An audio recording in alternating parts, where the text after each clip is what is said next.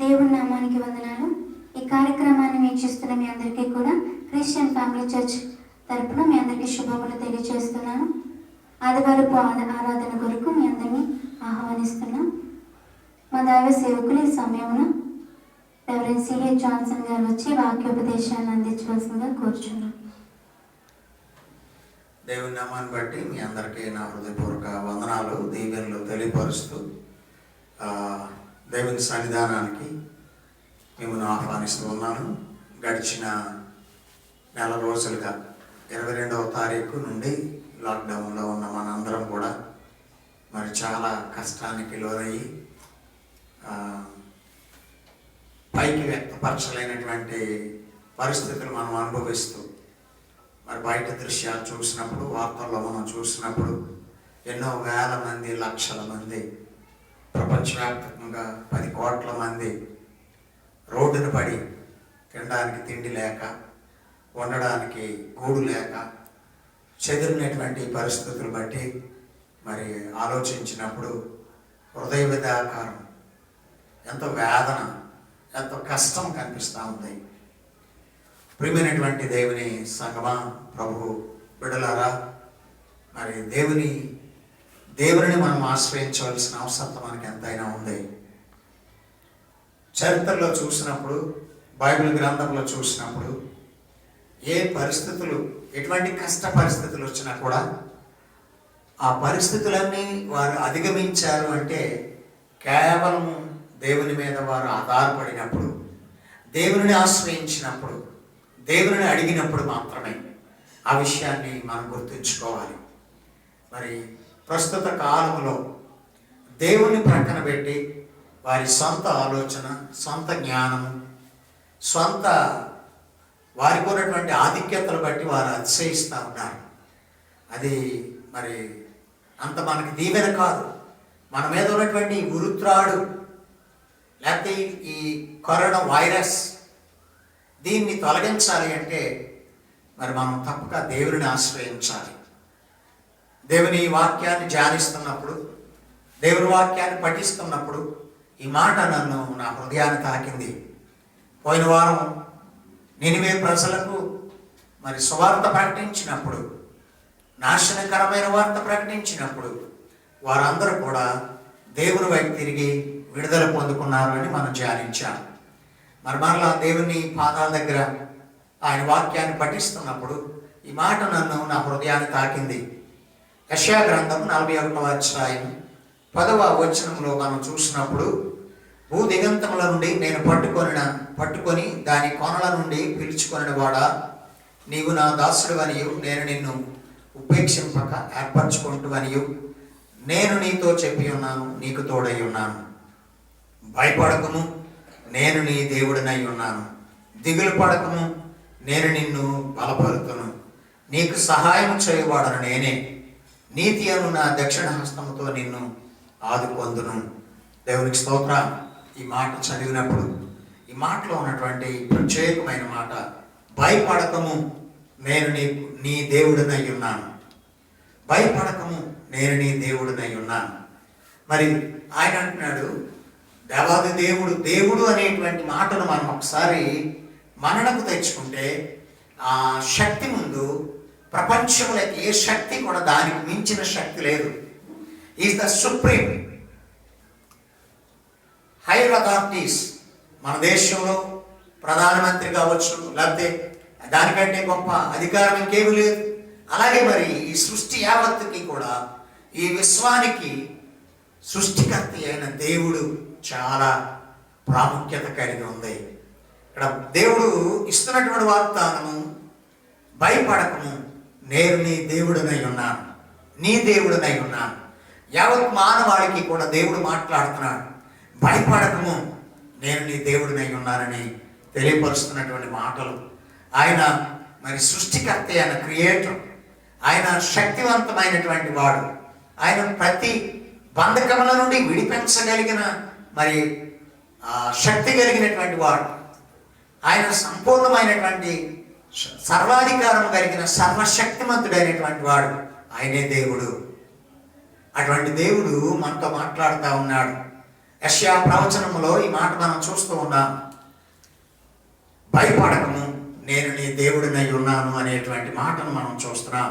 మరి పరిశుద్ధ గ్రంథములో ఈ మాట కొరకు మనం ధ్యానం చేస్తా ఉన్నప్పుడు, ఈ మాటను పదే పదే మనం చూస్తున్నప్పుడు, తెలుగు మాట యెహోవా అనేటువంటి మాట, యూదులు యెహోవా అనేటువంటి మాటను దేవుడికి బదులుగా వారు వాడినటువంటి మాట 5800 పర్యాయములు దేవుని గ్రంథములు, పాత నిబంధన గ్రంథములు ఇది లిఖితము చేయడం జరిగింది. అలాగే మరి తెలుగులో దేవుడు, గాడ్ అనేటువంటి మాటను 845 పర్యాయములు దేవుడు దేవుడు దేవుడు అనేటువంటి మాటను అక్కడ ప్రస్తావించినట్లు మనం చూస్తూ ఉంటాం. మరి ఇంత ఎక్కువ పర్యాయములు దేవుని ప్రస్తావన, దేవుని మాట, దేవుని ఆలోచన ఈ గ్రంథములో పొందుపరచబడింది అంటే, ఈనాడు మనము ఆ దేవుని విసర్జించి మన సొంతానికి, లేకపోతే మన ఇష్టానుసారముగా, మన స్వనీతితో మనము ముందుకు సాగుతున్నామేమో. అందుకే దేవుడు మరొకసారి ఈ ఉదయకాలం మనతో మాట్లాడుతున్న మాట ఏంటంటే, భయపడకము, నేను నీ దేవుడినై ఉన్నాను. మరి కృప కలిగిన దేవుడు, శక్తి కలిగిన దేవుడు, సర్వాధికారి అయిన దేవుడు, ఇలాగ దేవుని కొరకు మనం చెప్పాలంటే ఎన్ని గంటలైనా చెప్పవచ్చు. అయితే ప్రియమైనటువంటి వాళ్ళరా, ఇక్కడ దేవుడు అనేటువంటి మాటను ఒకసారి మనం ఆలోచన చేస్తే, ఆయనకున్నటువంటి ఆధిక్యతలు, ఆయనకున్నటువంటి అధికారము, ఆయనకున్నటువంటి ఆ గుణాతిశయం ఒకసారి మనం చూసినప్పుడు, నేను క్లుప్తంగా స్థల భావాన్ని బట్టి, సమయ భావాన్ని బట్టి క్లుప్తమైన మాటలు మీకు నేను పంచుకోవాలని ఆశపడతా ఉన్నాను. మొట్టమొదట ఆయన ప్రేమ కలిగిన వాడు, ప్రేమ స్వరూపి అయిన దేవుడు. దేవుడు ప్రేమించేటువంటి తత్వము కలిగిన వాడు. అందుకే యోహాను సువార్త 3వ అధ్యాయం 16వ వచనంలో, దేవుడు లోకమును ఎంతో ప్రేమించాడు కాబట్టి ఆయన ప్రియకుమారుని ఈ లోకానికి పంపించి, ఆ కుమారుని ద్వారా మానవాళికి కావలసిన నిత్య జీవాన్ని ఆయన ఇవ్వడానికి తన ప్రేమను వెల్లడిపరిచాడు. మరి ఇటు రీతిగా మనము ప్రేమ గలవాడు అనేటువంటి మాట, అదే మాట చాలా మాటలు మనకు కనిపిస్తూ ఉంటాయి. కానీ మరి సమయాన్ని బట్టి ముందుకు వెళుతున్నాం. 5వ అధ్యాయం, రోమీయులకు రాసిన పత్రిక 5వ అధ్యాయం 6వ వచనం నుండి 10వ వచనం వరకు కూడా మనం ధ్యానం చేస్తే అక్కడ అంటాడు, ఎందుకనగా ఈ నిరీక్షణ మనలను సిగ్గుపరచదు, మనకు అనుగ్రహింపబడిన పరిశుద్ధాత్మ ద్వారా దేవుని ప్రేమ మన హృదయములలో కొమ్మరింపబడి ఉన్నది. ఎలయనగా మనం ఇంకా బలహీనుడమై ఉండగా దేవుని ప్రేమ, మనము బలహీన స్థితిలో ఉన్నప్పుడు, బలహీనులుగా ఉన్నప్పుడు, అక్కడే అంటాడు 2వ మాట చూసినప్పుడు, భక్తిహీనతలో ఉన్నప్పుడు, భక్తిహీనుల కొరకు ఆయన చనిపోయాడు. బలహీన స్థితిలో మన మీద ఆయన ప్రేమను కనపరిచాడు, భక్తిహీన స్థితిలో ఆయన ప్రేమను కనపరిచాడు. ఇంకా అంటాడు కిందకు వచ్చినప్పుడు, కింద మాట చూసినప్పుడు, పాపులమై ఉండగా ఆయన ప్రేమను మన మీద కనపరిచి కల్వరి శిలువలో మన కొరకు తన ప్రాణాన్ని వెచ్చించాడు. తర్వాత మాట అందులోనే చదువుతూ ఉంటే 10 వరకు చదువుతుంటే 10వ వచనం అంటాడు, ఎలయనగా శత్రువులమై ఉండగా. ఈ మాటలు గమనించినప్పుడు బలహీనమైన స్థితిలో మనల్ని దేవుడు ప్రేమిస్తూ ఉన్నాడు. భక్తిహీనుడు, ఏది సత్యము ఏది అసత్యము గుర్తించలేనటువంటి భక్తిహీనతలో ఉన్నప్పుడు దేవుడు మనల్ని ప్రేమిస్తూ ఉన్నాడు. పాపులమై ఉండగా, మీరు మీ అపరాధముల చేతను పాపముల చేతను చచ్చిన వారై ఉండగా అనే మాటను మనం చూస్తూ ఉన్నాం. పాపులమై ఉండగా దేవుడు మనల్ని ప్రేమిస్తూ ఉన్నాడు. 10వ వచనం అంటాడు, శత్రువులమై ఉండగా, దేవునితో శత్రుత్వం, దేవునితో సమాధాన స్థితి లేకపోవడం, దేవునితో సఖ్యత లేకపోవడం, దేవుని మాటను మనం వినకపోవడం, దేవుని మాటను తృణీకరించడం, దేవుని మాటను త్రోసివేయడం, ఇదే శత్రుత్వం అంటే. ఇటువంటి స్థితిలో మనం ఉన్నప్పుడు ఆయన మన కొరకు కల్వరి శిలువలో చనిపోయి మనలను తన అమూల్య రక్తము ద్వారా, తన కల్వరి శిలువ మరణము ద్వారా, 3వ దినాన్ని పునరుద్ధాన శక్తి ద్వారా మనలకు ఆయన నీతిమంతులుగా తీర్చిదిద్దడానికి దేవుడు మనకి కృపను అనుగ్రహించాడు. ఆయన ఆ ఉగ్రత నుండి మనల్ని తప్పించడానికి మాట్లాడుతున్న మొదటి మాట, నేను ఆయన ప్రేమ కలిగిన వాడు. రెండవ మాటకు వద్దాం.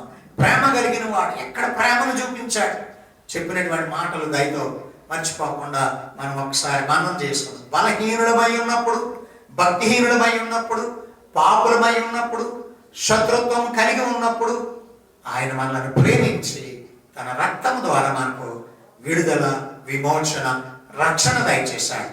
రెండవ మాటకు వచ్చినప్పుడు ఆయన దయగలవాడు. దేవుడు అనేటువంటి మాటకు మనం గుర్తు చేసుకోవాల్సింది మొదటి మాట ప్రేమ కలిగిన వాడు, మన బలహీనతలో విడిపించేవాడు. అలాగే రెండవది దయ కలిగిన వాడు. మత్తయి సువార్త 7వ అధ్యాయం 5 నుండి ఆ కింద వరకు చదువుతా ఉంటే, అడుగుడి మీకు ఇయ్యబడును, వెదకుడి మీకు దొరుకును, తట్టుడి మీకు తీయబడును అనేటువంటి మాట. చూడండి ఎంత దయామయుడు, ఎంత కరుణ వాత్సల్యత కలిగిన దేవుడు మనం చూస్తూ ఉన్నాం. ప్రియ దేవుని బిడ్డలారా, దేవుని సంగమా, దేవుడు అంటాడు అడుగుడి మీకు ఇవ్వబడును.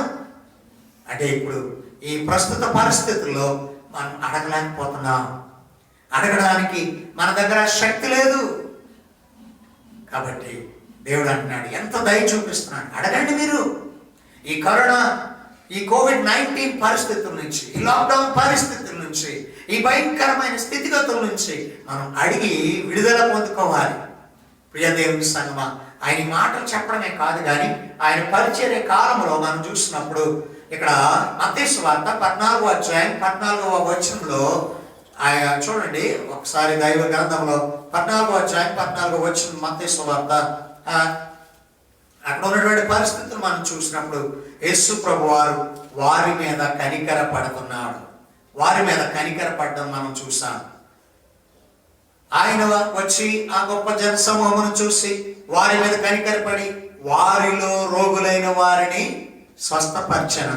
దేవునికి మహిమ కలుగును గాక. కనికరపడి ఆ జన సమూహమును చూసి వారి మీద కనికరపడి వారిని స్వస్థత పరచను.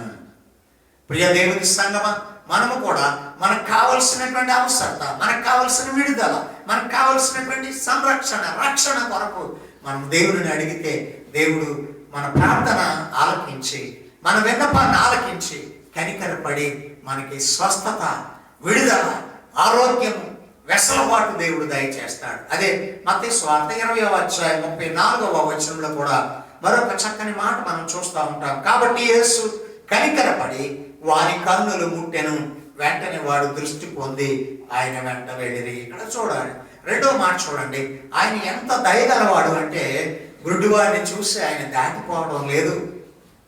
ఈ గుడ్డివాడు మరి దేవుడిని అడిగినప్పుడు, దావీదు కుమారుడా నన్ను కరుణించుమని కేకలు వేసినప్పుడు, ఓ దావీదు కుమారుడా, ఓ దేవుడా, ఓ సృష్టికర్త అయిన దేవుడా, నా రాస, నా రక్షకుడా, నన్ను కరుణించు, నాకున్న ఈ లాక్డౌన్ నుండి, ఈ ప్రపంచ మహమ్మారి అయినటువంటి వైరస్ నుండి విడిపించు అని మనం ప్రార్థన చేసినప్పుడు, మన మనోనేత్రాలు తెరిచి దేవుడిని చూడగలిగినప్పుడు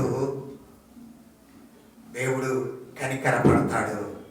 కనికరపడి ఆయన మనల్ని ముట్టడానికి, ఆయన మనల్ని స్వస్థపరచడానికి, ఆయన మనకు దృష్టిని ప్రసాదించడానికి, ఆయన మనకు మరి కోల్పోయినటువంటి ఈ నెల రోజుల్లో కోల్పోయినటువంటి ఈ స్వేచ్ఛను, సంతోషాన్ని మరలా దేవుని సన్నిధికి వచ్చి ఆరాధించేటువంటి స్థితిని ఆయన కనికరపడి నీకు నాకు అనుగ్రహిస్తాడనేటువంటి సంగతిని మనం మర్చిపోకూడదు. ప్రియ దేవుని సంగతి, మరొక కనికర సందర్భాన్ని మీకు దేవుని గ్రంథంలో చూపాలని ఆశపడతా ఉన్నాను.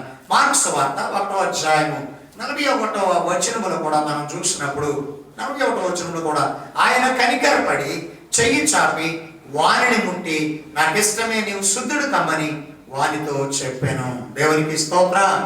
ఇక్కడ చూసినప్పుడు కుష్ఠరోగిని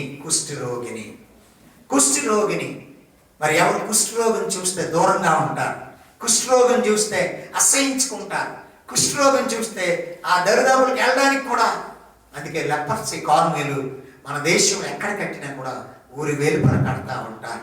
పరిశుద్ధ గ్రంథంలో పాత నిబంధనలో కూడా మనం చూసినప్పుడు ఈ లెపర్సీ కాలనీలు, కుష్టి రోగపు వ్యాధిగ్రస్తుల్ని వారిని పాలెము వెలపట వారి నుంచి వారికి ఆహారాన్ని అందించినట్లు చూస్తూ ఉంటాం. ఇటువంటి దుర్బలమైన పరిస్థితుల్లో దేవుడు ఊరిని విడిచి బయటకు వెళ్ళినప్పుడు మార్గ మధ్యలో ఎదురైనటువంటి ఈ కుష్టి వ్యాధి కలిగిన వారిని ఆయన అడుగుతా ఉన్నాడు, ప్రభువా నీవు నన్ను శుద్ధినిగా చేయము, నీవు నన్ను స్వస్థపరచు, నాకున్న ఈ కురీపితనము నుండి, నాకున్న ఈ బంధకముల నుండి, నాకున్న వ్యాధి నుండి, నాకున్న బాధ నుండి నాకు విమోచన దయచే ప్రభువా, స్వస్థత దయచే ప్రభువా అని ఆ కుష్టి వ్యాధి కలిగిన వాడు అడిగినప్పుడు ఇక్కడ ఆ మాటను మనం చూస్తున్నాం.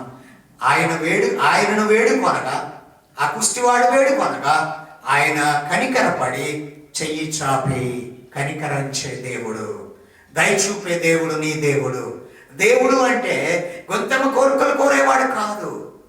దేవుడు నీ విజ్ఞాపన ఆలకించేవాడు, నీ ప్రార్థన ఆలకించేవాడు, నిన్ను బలపరిచేవాడు, నీకున్న బలహీనతల నుండి లేవనెత్తేవాడు. కుష్టి వ్యాధి నుండి పై మాటలో మనం చూసాం, దృష్టిని దయచేశాడు. వారి మీద కనికరపడి అక్కడ పైన రోగులను స్వస్థపరిచాడు, గుడ్డివారిని చూపు రప్పించాడు.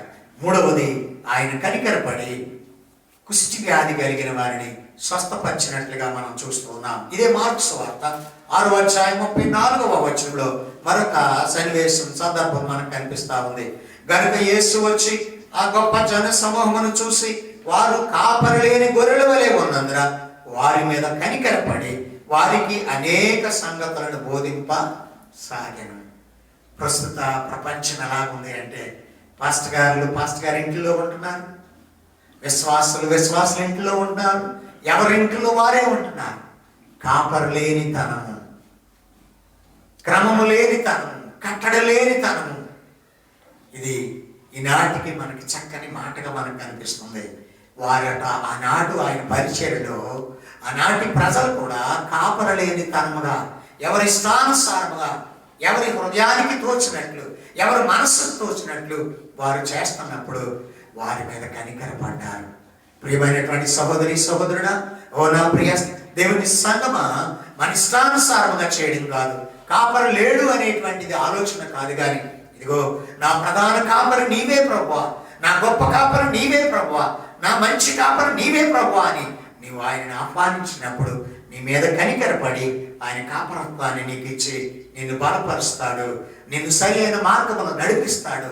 ఓ కరోనా వైరస్ ఈ లాక్డౌన్లో నా ఇష్టానుసారముగా నా ఇంట్లో నేను తిని త్రాగి సుఖిస్తూ ఉంటాను, లేకపోతే టీవీలతో ఎంజాయ్ చేస్తూ ఉంటాను, లేకపోతే మరొకలాగా ఎంజాయ్ చేస్తాను కాదు. కానీ ప్రభువా నీ కాపరత్వం నాకు కావాలి, నీ నడిపింపు నాకు కావాలి, నీ ఆలోచన నాకు కావాలి, నీ యొక్క దీవెన నాకు కావాలి ప్రభు అని మనము దేవుని అడిగినప్పుడు దేవుడు మనకి తప్పక ఆయన కాపరత్వములో అంటాడు కదా, యెహోవా నా కాపరి, నాకు లేమి కలగదు, పచ్చిక గల చోట్ల ఆయన నన్ను పనుండ చేయించున్నాడు, శాంతికర జలముల యొద్దకు నన్ను నడిపించేవాడని కీర్తనకారుడు మనం చూస్తున్నాం. అటువంటి కాపరత్వము ఈ లాక్డౌన్లో నీకు నాకు వ్యక్తిగతంగా ప్రతి ఒక్కరికి కూడా అవసరమై ఉన్నది.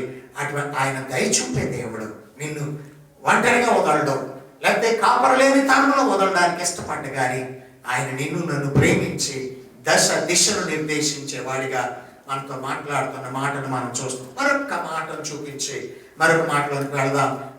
లూకాసు వార్త 7వ అధ్యాయం 11వ వచనంలో మనం చూసినప్పుడు మరొక చక్కని సందర్భం ఇక్కడ. ప్రభు ఆమెను చూసి ఆమె యందు కనికరపడి ఏడవవద్దని ఆమెతో చెప్పి దగ్గరకు వచ్చి పాడెను ముట్టగా మోయిచున్న వారు నిలిచిరి. ఒక గొప్ప అద్భుతం.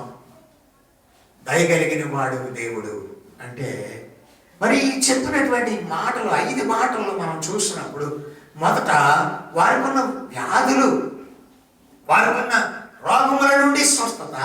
రెండవది చూసినప్పుడు మరి ఆయనకి దృష్టి నుండి కళ్ళు, దృష్టిని కోల్పోయిన వాడు గుడ్డివాడిని స్వస్థత.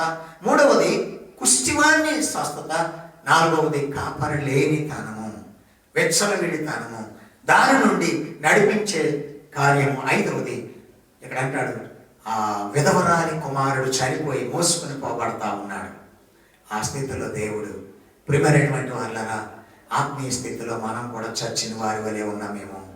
ప్రభువా నన్ను ముట్టు నాయన, నన్ను లేపు నాయన, నన్ను ఉజ్జీవింపచేయి నాయన, ఈ లాక్డౌన్ ఎదుర్కోగలిగిన శక్తి నాకు దయచేయండి, నేను అనేకులను రక్షణ మార్గంలో నడిపించే ప్రార్థన యోధునిగా చేయి ప్రభు అని మనం ప్రార్థించినప్పుడు పాడెను ముట్టి విధవరాలి కుమారుని ఎలాగైతే మరణము నుండి లేపాడో మనం కూడా ఇప్పుడు ఆత్మీయమైన మరణములో మనం ఉన్నాం. మన ఇంట్లో మనం ఆరాధన చేస్తా ఉన్నాం. స్వేచ్ఛ లేదు, స్వాతంత్రం లేదు, ఎంతో కష్టము, నష్టము, ఆత్మీయమైనటువంటి బంధకము, ఆత్మీయమైన మరణము దేవుని సన్నిధికి వెళ్ళి ఆరాధించలేనటువంటి బంధకాలు, ఇటువంటి మరణపు స్థితిలో మనం ఉన్నాం. కాబట్టి దేవుణ్ణి మనం ప్రార్థన చేస్తే ఇక్కడ చెప్పినటువంటి 5 రకాల విడుదల మనకి ఇచ్చాడు దేవుడు. అలాగే మరి ఇంకా ఎన్నెన్నో ఆయన కనికరపడి చేసినటువంటి అద్భుతాలు బైబిల్ గ్రంథంలో మనం చూస్తా ఉన్నాం. మరి ప్రియమైనటువంటి వాళ్ళ 3వ మాటకు నేను వస్తూ ఉంటాను. 3వ మాటను మనం చూసినప్పుడు ఆయన ఆదరించువాడు. దేవుడంటే మొదటి మాట ప్రేమించువాడు. దేవుడంటే రెండవ మాట దయ చూపించేవాడు, అంటే కనికరించేవాడు. దేవుడంటే 3వ మాట ఆదరించేవాడు. దేవునికి స్తోత్రం. ఇక్కడ మనం ఈ మాటను చూస్తున్నాం. యోహాను సువార్త 14వ అధ్యాయంలో మరి మాట మనకు కనిపిస్తూ ఉంటుంది.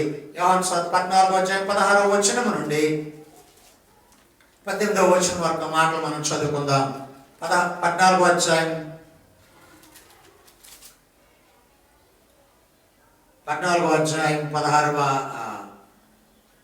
నుండి 18 వరకు.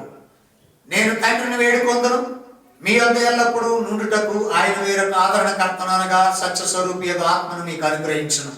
లోకము ఆయనను చూడదు, ఆయనను ఎరుగదు గనుక ఆయనను పొందనేరదు. మీరు ఆయనను ఎరుగుదురు. ఆయన మీతో కూడా నివసించును, మీలో కూడా ఉండును. మిమ్మును అనాథలుగా విడువడు, మీ యొద్దకు వత్తును. కొంతకాలమైన తర్వాత లోకము మరి అన్నడు ఆయనను చూడదు. చూడండి ప్రియమైనటువంటి వాళ్ళరా, అనాథలుగా విడిచిపెట్టేవాడు కాదు. మనము మన గృహాల్లో మనం ఉన్నప్పుడు మనం అనాథలుగా ఎవరికి ఒకరు సంబంధం లేదు. ఇప్పుడు నిన్న ఒక సేవకుడు ఫోన్ చేసి నా తండ్రి చాలా దీనమైన స్థితిలో ఉన్నారని చెప్పినప్పుడు అయ్యో అని మనసులో వేదన, బాధ, కష్టం. ఆ సేవకుని పరామర్శించడానికి కానీ, ఆ రోగశయ్య మీద ఉన్న వారి వరకు ప్రార్థించడానికి, అక్కడికి వెళ్ళి ఆయన్ని చూడడానికి కానీ వీలు కాని పరిస్థితులు. ఇటువంటి కష్టంలో అనాథలుగా మనం ఉన్నాం. ఎవరు ప్రక్కవారు కానీ, బంధువర్గం చాలా మంది ఉండొచ్చు, ఫ్రెండ్స్ చాలా మంది ఉండొచ్చు, కానీ అనాథలుగా ఈ లాక్డౌన్ పరిస్థితుల్లో మనం ఉన్నాం. దేవుడు అంటాడు, నిన్ను ఆదరించేవాడని నేను, నిన్ను అనాథగా విడిచిపెట్టేవాడిని కాదు. నీ కష్టకాలంలో, నీ నష్టకాలంలో, నీ శ్రమ కాలంలో నిన్ను ఆదరించేవాడిని. యెషయా గ్రంథంలో అనేక చోట్ల మనం అంటాడు, తండ్రి వలె నిన్ను ఆదరిస్తూ ఉంటాను, తల్లి వలె నిన్ను ఆదరిస్తూ ఉంటాను, దాని వలె నిన్ను ఆదరిస్తూ ఉంటాను. కోడి తన రెక్కల కింద పిల్లలను ఎలాగైతే కాపాడుకుంటుందో అలాగ నిన్ను ఆదరిస్తూ ఉంటాను. దేవుని ఆదరణ ఎంత గొప్పది, దేవుని కాపుదల ఎంత గొప్పది, దేవుని సంరక్షణ ఎంత గొప్పది, దేవుని రక్షణ ఎంత గొప్పది. కాబట్టి ప్రియమైనటువంటి వారిని దేవుని సంగమ, దేవుడంటే ఏదో మన అవసరాలు ఆపద మొక్కుల కొరకు కాదు, కానీ ఆయన మన ప్రతి అనుభవంలో, ప్రతి సందర్భంలో, ప్రతి జీవిత పరమార్థంలో, ప్రతి ఆలోచనలో కూడా దేవుడు మనతో ఉండి మనలను నడిపించి బలపరిచేవాడిగా ఉంటాడు. అట్టి దేవుణ్ణి మనం విసర్జించడం కాదు, తోలనాడడం కాదు.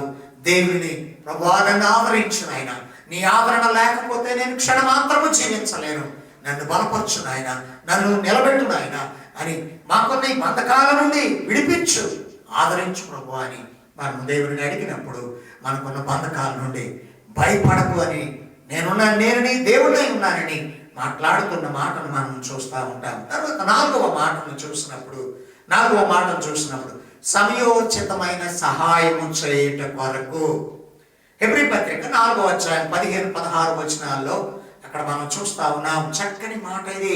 ప్రియమైనటువంటి దేవుని సంగమా, సమయోచితమైన సహాయము చేయుటకు ఏమన్నాడు? కృపాసనం మీద కూర్చున్నవాడు ప్రభు అయిన యేసుక్రీస్తు వారు. 15-16 చూడండి. మన ప్రధాన యాజకుడు మన బలహీనతల యందు మనతో సహానుభవం లేనివాడు కాడు, కానీ సమస్త విషయములలోనూ మన వలనే శోధింపబడినను ఆయన పాపము లేనివాడిగా ఉండెను గనుక మనము కనికరింపబడి సమయోచితమైన సహాయము కొరకు కృప పొందునట్లు ధైర్యంతో కృపాసింహాసనమునద్దకు చేరుదము. సమయోచితమైన సహాయము.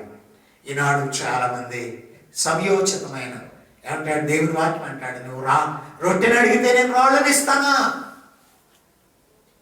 ఈ లాక్డౌన్ సమయంలో నీకే సహాయం కావాలో, ఇంకా నీకే ఇబ్బందులు ఉన్నాయో, ఏ విధమైన సమస్యలు ఉన్నాయో, వాటి నుంచి నువ్వు విడిపింపబడ్డానికి సమయోచితమైన సహాయము. సమయోచితమైన సహాయం.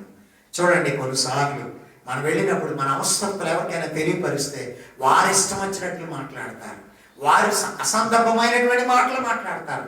అట్టి వాడు కాదు నీ దేవుడు, నా దేవుడు, మనం ఆరాధిస్తున్న దేవుడు. నీ సమయాన్ని బట్టి, నీ పరిస్థితులు బట్టి, నీ అవసరతలు బట్టి, నీ అక్కర్తలు బట్టి నీకు సహాయం చేసేటువంటి దేవుడు. కాబట్టి ఆయన కృపా సింహాసనమునకు వెళ్ళి ఆయనను ఆరాధించుదాం, అడుగుదాం, ప్రార్థించుదాం. అలాగే మరొక మాటను మనం చూసినప్పుడు, 5వ మాటను మనం చూసినప్పుడు, సమయోచితమైన సలహాలను అంటే బోధను ఆయన ఇచ్చేటువంటి వాడిగా మనం చూస్తున్నాం. యోహాను సువార్త 14వ అధ్యాయం 26వ వచనములో ఆ మాట మనకు కనిపిస్తూ ఉంటుంది. చక్కని మాటలు, చక్కని బోధ. ప్రియమైనటువంటి వాళ్ళరా, ఒకవేళ ఎప్పుడైనా మన హృదయాలు చెదిరినప్పుడు, మన హృదయాలు గాయపడినప్పుడు, మన హృదయాలు తల్లడిల్లినప్పుడు మనం అనుకుంటూ ఉంటాం ఏదేదో ఎక్కడ ఫ్రెండ్స్ దగ్గరకో లేకపోతే ఎక్కడికో వెళతా ఉంటాం. కానీ ఇక్కడ మనం చూసినప్పుడు ఏమన్నాడు? 14:26లో చూస్తే ఆ మాట మనకు కనిపిస్తుంది.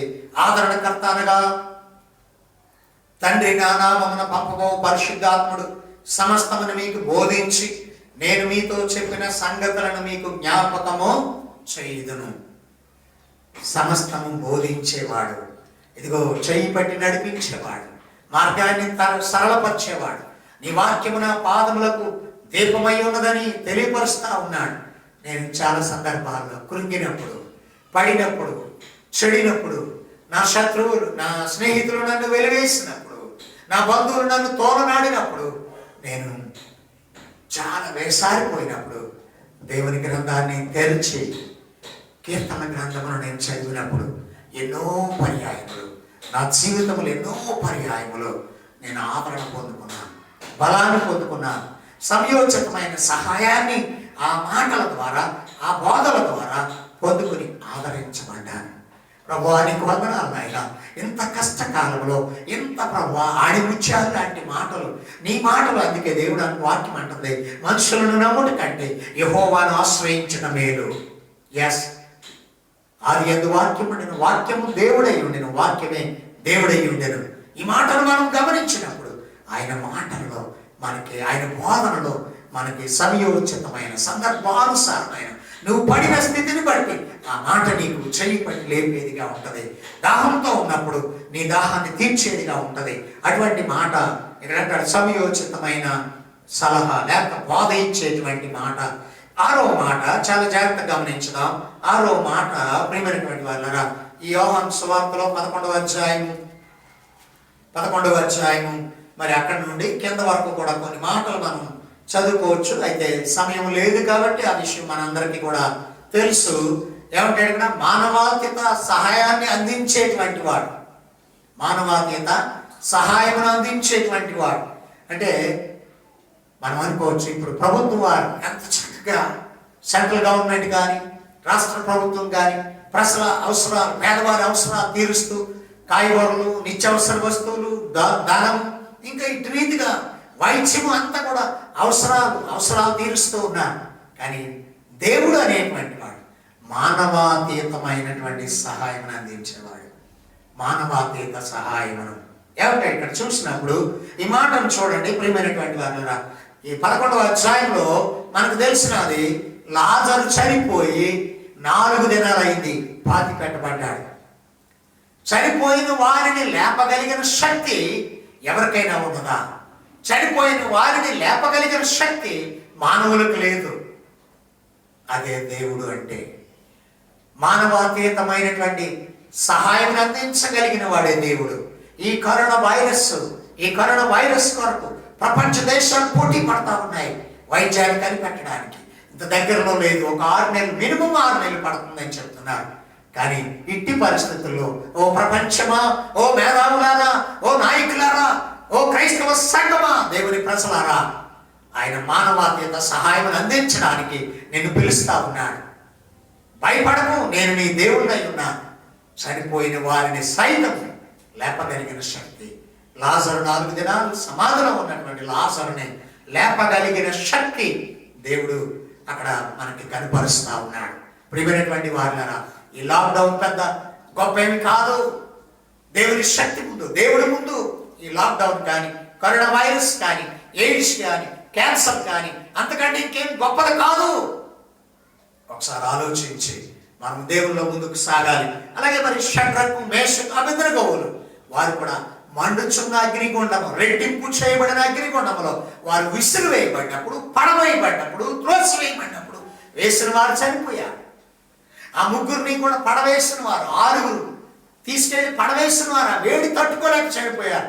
కానీ అగ్నిగుండములో పడినటువంటి వారు మానవుడెవడు రక్షించలేడు, మానవుడెవడు సహాయం చేయలేడు. అటువంటి క్లిష్టమైన, కష్టమైన మానవాతీత, మానవులకు అతీతమైనటువంటి శక్తి ఏదైనా భూప్రపంచం మీద ఉన్నది అంటే అదే సృష్టికర్త అయిన దేవుడు, ప్రభు అయిన యేసుక్రీస్తు. రాజులకు రాజు, ప్రభువులకు ప్రభు అంటాడు, భయపడకము, నేను నీ దేవుడినై ఉన్నాను, నేను నీ రక్షకుడినై ఉన్నాను. అగ్నిగుండములో నుండి వారిని లేపాడు, 4 దినాలు సమాధిలో నుండి వారిని లేపాడు. ఇటువంటి మానవాతీత శక్తిని దేవుడు అందించగల ఒక్క మాట నేను చూపించి మరి నా వర్తమానాన్ని ముగించడానికి సిద్ధపడతాను. యెషయా గ్రంథము 33వ అధ్యాయం 22వ వచనంలో అంటాడు, యెహోవా న్యాయాధిపతి, న్యాయాధిపతి. దేవుడు న్యాయాధిపతి అయిన దేవుడు. ఇక్కడ మనం ఈ మాట చూసినప్పుడు ప్రియమైనటువంటి దేవుని సంగమా, దేవుడు అంటే ఆయన న్యాయమును తీర్చువాడు, న్యాయమును తీర్చువాడు. అన్యాయముగా ఒకవేళ మనం అన్యాయంగా పోతుంటే ఊరుకునేవాడు కాదు, కానీ న్యాయమును తీర్చువాడు. యెహోవా మనకు న్యాయాధిపతి, యెహోవా మన శాసనకర్త, యెహోవా మన రాజు, ఆయన మనలను రక్షించును. దేవునికి స్తోత్రం, ఆమేన్. కాబట్టి ప్రియమైనటువంటి దేవుని సంగమా, ఏమంటాడు ఇక్కడ?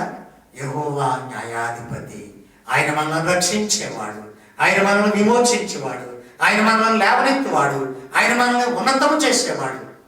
ప్రియ దేవుని సంగమా, ఏమంటున్నాడు ఇక్కడ? దేవుడు అంటే ఏమంటాడు? మొదట ప్రేమించేవాడు, దయ చూపేవాడు, ఆదరించేవాడు, సమయోచితమైన సహాయములు చేసేవాడు, సమయోచితమైన బోధలో సలహాలు ఇచ్చి నడిపించేవాడు, మానవాతీత, మానవులకు అంతుబాటుని శక్తిని కూడా, మానవులు కనుగొనలేని వైద్యాన్ని లేకపోతే వ్యాధికి నివారణ కూడా దేవుడిస్తాడు. అటువంటి మానవాతీత సహాయం అందించువాడు ఆయన న్యాయాధిపతి అయిన దేవుడు. అట్టి దేవుడు మనకున్నాడు. ఆ దేవుని వైపు మనం చూద్దాం, ఆ దేవుడిని ఆరాధించుదాం, ఆ దేవుడిని వేడుకుందాం. ప్రభువా, మాకున్న ఈ లాక్డౌన్ నుండి, ఈ కరోనా వైరస్ నుండి మమ్మల్ని విడిపించు నాయన అని మనం ప్రార్థించినప్పుడు దేవుడు ఆయన అపర్ణ హస్తాన్ని అందించి మనలను నరక కోపం నుండి, బంధకాల నుండి లేవనెత్తి మనల్ని బలపరచువాడు. దేవుడు మిమ్మల్ని ఈ మాటల చేత దీవించి ఆశీర్వదించిన గాక.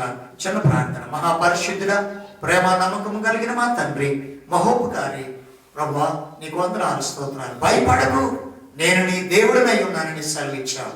ఎస్ లార్డ్, మీరు మాతో ఉండగా మాకు విరోధి ఎవరు? ప్రభువా, మాకున్న ఈ ప్రపంచమంతా లాక్డౌన్లో కరోనా వైరస్ గుప్పిట్లో ఉన్న మమ్మను విడిపించండి. నీకు అసాధ్యమైంది లేదు, నీకు అతీతమైంది లేదు ప్రభువా. ప్రతి ఒక్కరిని మీరు లేవనెత్తమని, ప్రతి పరిస్థితిని మార్చమని, ప్రతి ఒక్కరి మీద నీ అభిషేకం ఉంచమని, నీ బలాన్ని మాకు దయచేయమని, నీ ఆశీర్వాదాన్ని మాకు దయచేయమని, నీ సన్నిధి మాకు తోడుగా ఉంచమని, నీ కృప మా మీద ఉంచమని, నీ దయను మా మీద ఉంచమని ప్రార్థిస్తున్నాను.